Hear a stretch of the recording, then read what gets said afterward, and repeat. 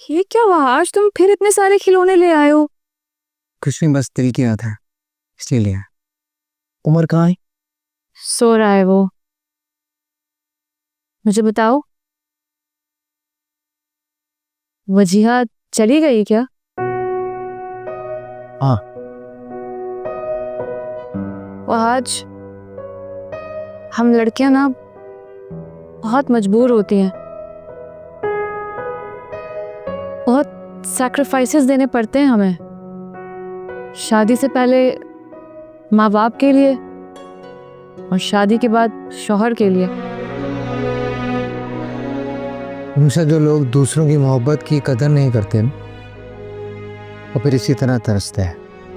हाँ, जैसे तो ना बोलो, वजिया तो ऐसी नहीं थी। मेरी जिंदगी की हर खुशी तो छीन ली है वजिया। मैं तो सिर्फ सांसें ले रहा हूँ, जिंदा कहाँ हूँ। आज एक बात कहूँ, पता नहीं क्यों मुझे लगता है कि वजीहा की कोई गलती नहीं थी, बल्कि शायद तुम दोनों के दरमियान कोई गलत फहमी हुई है। ऐसे वो आज तुमने उसके साथ अच्छा नहीं किया। एक ही गलती पर उसे तलाक दे दी तुमने। इसे तुम मोहब्बत कहते हो? अनुषा वो इस रिश्ते से जान छुड़वाना चाहती थी, शाज़ीन से शादी करना चाहती थी, कर ली ना उसने। आज क्या तुम वजिया को इस हाल में देखकर खुश हो? नहीं ना। मैं तो अब शायद कभी खुश ना रह सकूं। ऐसी बातें क्यों करते हो आज? हम सब तुम्हें बहुत खुश देखना चाहते हैं। तुम शादी क्यों नहीं कर लेते? मैं तुम्हारे लिए एक बहुत अच्छी लड़की ढूंढूंगी। अगर वो वजिया तो नहीं होगी ना।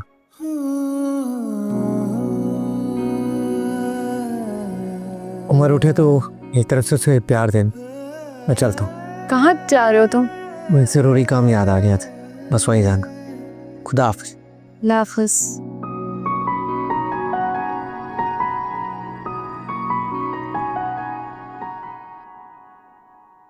क्या बात है सुहेल, नाश्ता नहीं कर रहे हो?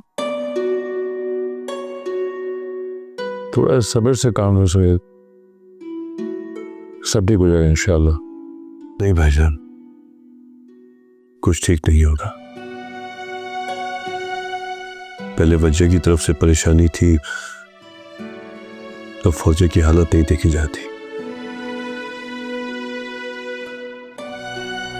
सारी रात होती रही है।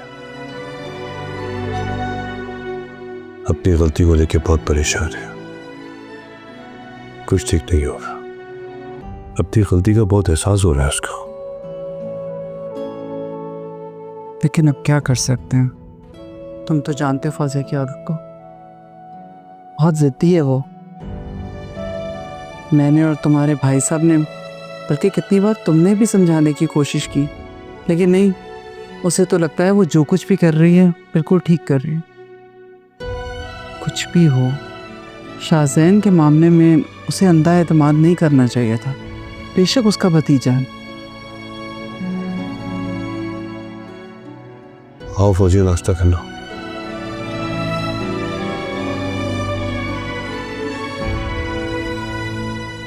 फौजिया, फौजिया कहाँ जा? फौज, अच्छा रुको, मैं भी आ रहा हूँ। फौजिया, आप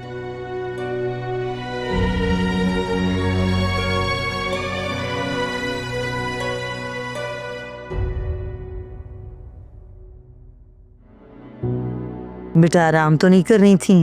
नहीं, हम ये कहें। मैं एक ज़रूरी बात करने आई थी तुमसे बेटा। जी। देखो अनुषा, मेरी बात का गलत मतलब मत लेना। मैंने बहुत सोचा है इस बारे में। अशर को बुलाओ तुम, मैं खुद उससे साफ साफ बात करती हूँ। आखिर मुझे पता तो चले ना कि तुम दोनों के बीच में चल क्या रहा है।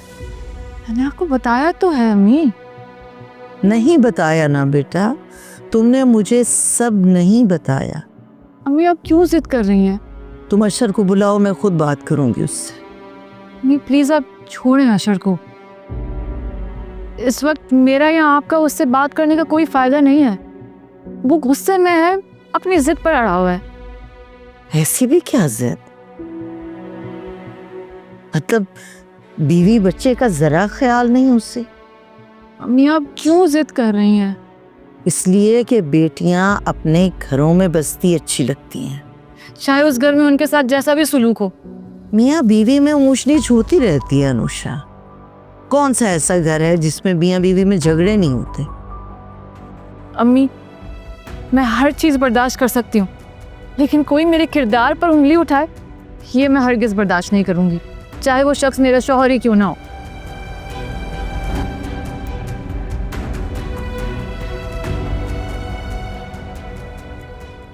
भाभी आप लोगों ने बिल्कुल अच्छा नहीं किया हमारे साथ। रातों की नींदें उड़ गई हमारी। आप जानती हैं फौजिया सारी रात रोती रही है, जानती हैं आप? फौजिया भाभी, हम मुझसे हमदर्दी जताने की कोशिश भी मत कीजिएगा। मैं आपका असली चेहरा देख चुकी हूं। आपने बताया नहीं कि शाहजैन पहले से शादीशुदा है। कितने मान से मैंने आपको अपनी बेटी दी थी। कहाँ है बड़े भाईजान? बुलाएं उन्हें। फौजिया, कासिम तो घर पे नहीं है।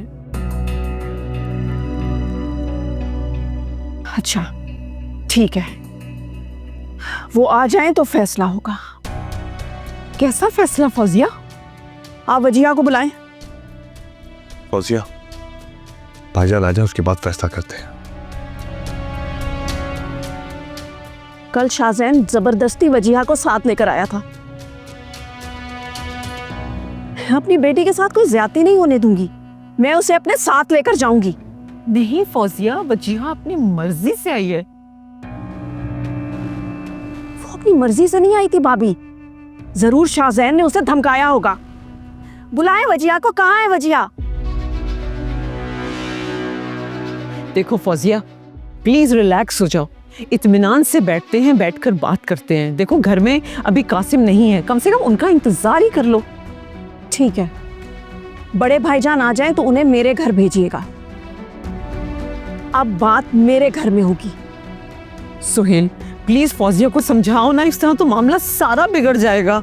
तुम जानते हो शाहजैन का गुस्सा कैसा है। प्लीज उसको समझाओ उसे।